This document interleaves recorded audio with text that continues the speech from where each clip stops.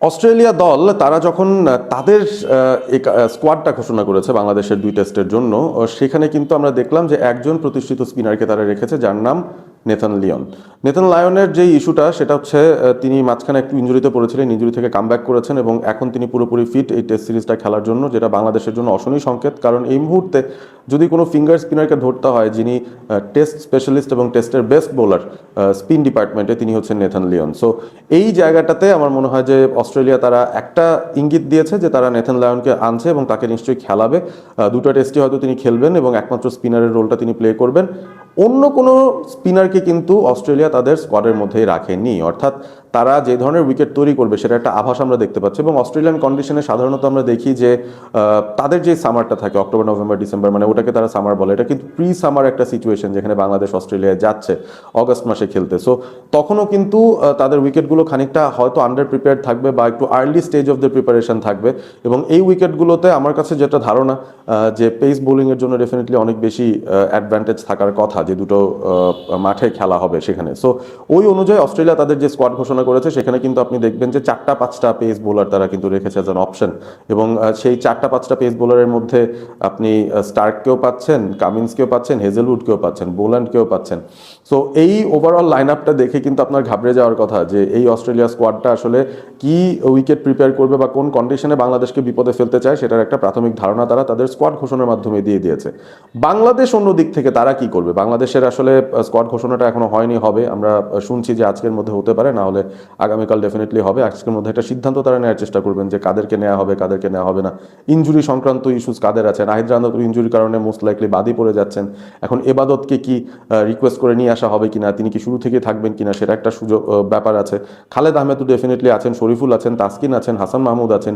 Fifth pace বোলারটা কে হবেন যদি নাহিদ রানা না যেতে পারেন এবং বাংলাদেশ যদি একটা স্কোয়াড তৈরি করে, সেখানে আমি ধারণা করছি যে 5টা পেস বোলার নিয়ে যাবে এবং সেখানে ফিফথ পেসারটা কে হবেন সেটাই কিন্তু আমরা আসলে দেখার জন্য অপেক্ষা করছি বা দেখতে চাইছি কি অবস্থা হয়। আমি যে বিষয়টা নিয়ে আসলে একটু সন্দেহের মধ্যে এখানেও আছি যে অস্ট্রেলিয়া যেভাবে ইঙ্গিত দিয়েছে যে তারা পেস বোলিং বান্ধব উইকেট তৈরি করবে, পেস অ্যান্ড বাউন্সে বাংলাদেশকে পরাস্ত করতে চায়, এখন বাংলাদেশও তো নিশ্চয়ই সেই অনুযায়ী তাদের পেস বোলারদের রেডি করছে বা পেস বোলারদের নিয়ে যাবে। ব্যাটারদের জন্য চ্যালেঞ্জ হবে, দুই দলের জন্যই আমি বলবো এই ধরনের উইকেটে ব্যাটিংটা করা। অস্ট্রেলিয়ার জন্য ইজিয়ার যেহেতু সেটা তাদের হোম সার্ফেস, বাংলাদেশের জন্য ডেফিনেটলি এলিয়ান কন্ডিশন, সো সেই জন্য আরও ডিফিকাল্ট হবে বাংলাদেশের ব্যাটারদের জন্য। এখন ব্যালেন্স ঠিক করতে চাইলে আমরা আসলে কি করতে পারি? বাংলাদেশ তাদের স্কোয়াডে যদি 2জন স্পিনার নিয়ে যায় তাহলে আসলে আপনি কি অবাক হবেন?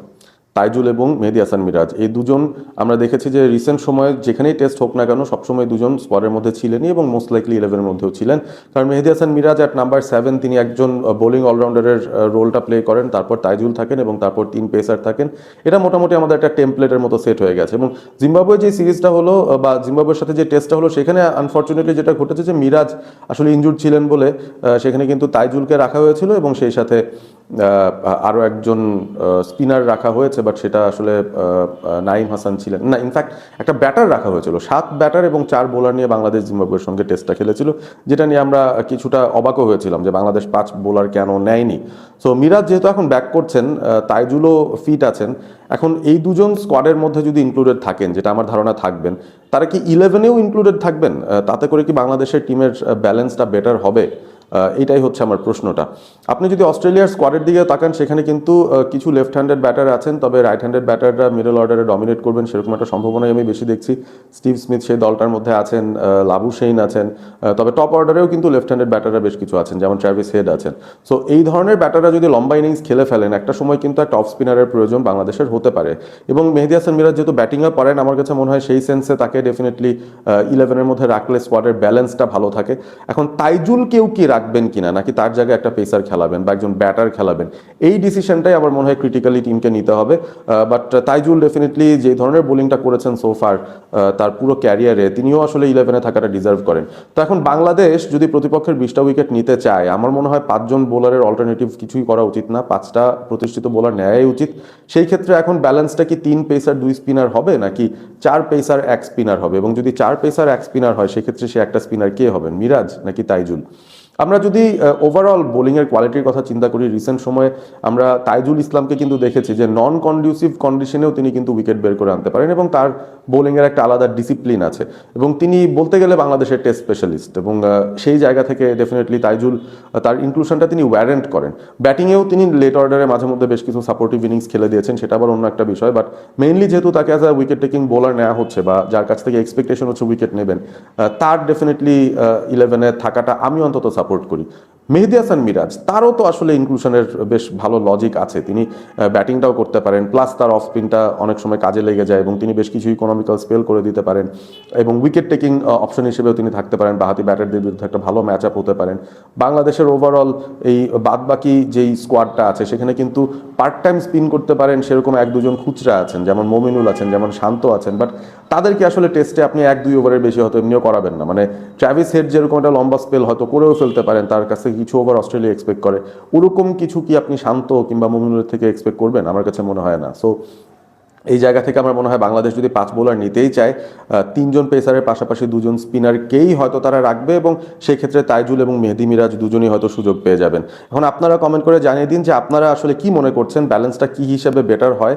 পেস কন্ডিশনেও কি 2 স্পিনার বাংলাদেশ খেলাবে এবং 2 স্পিনার 3 পেসারে যাবে, নাকি 4 পেসারে যদি বাংলাদেশ যায় সেক্ষেত্রে কোন স্পিনারটা বাদ যাবেন? বা তাইজুল বা মিরাজের মধ্যে যদি একজনকে সিলেক্ট করতে হয় তাহলে কে বাদ যাবেন, কে ইলেভেনে থাকবেন, কার কাছ থেকে আপনার এক্সপেকটেশনটা বেশি?